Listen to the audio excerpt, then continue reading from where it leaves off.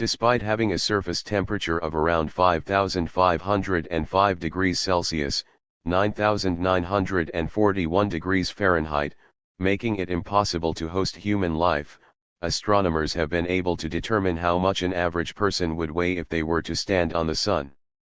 Using a new technique that measures the brightness of such stars, astronomers believe they have discovered a way to measure surface gravity with an accuracy of 4%.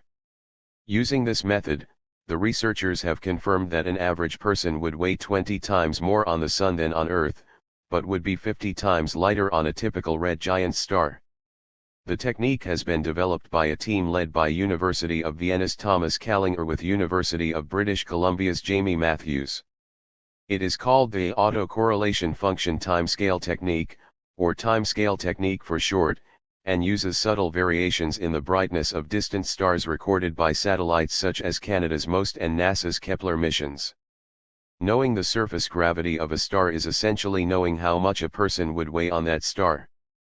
If stars had solid surfaces on which a person could stand, then their weight would change from star to star.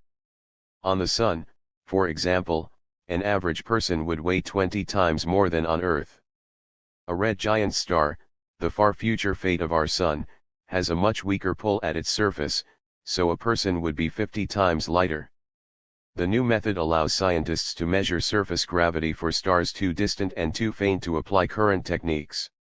Since surface gravity depends on the star's mass and radius, just as a person's weight on Earth depends on its mass and radius, this technique will enable astronomers to better gauge the masses and sizes of distant stars.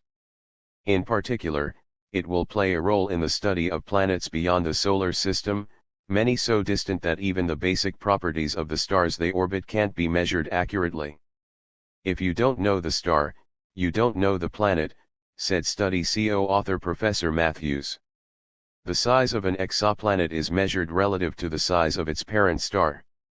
If you find a planet around a star that you think is Sun-like but is actually a giant, you may have fooled yourself into thinking you've found a habitable Earth-sized world. Our technique can tell you how big and bright is the star, and if a planet around it is the right size and temperature to have water oceans, and maybe life. Future space satellites will hunt for planets in the Goldilocks zones of their stars, named in such a way because they are not too hot, not too cold, but just right for liquid water oceans and maybe life.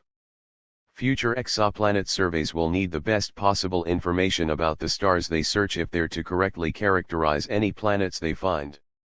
The timescale technique is a simple but powerful tool that can be applied to the data from these searches to help understand the nature of stars like our Sun and to help find other planets like our Earth, added Kallinger.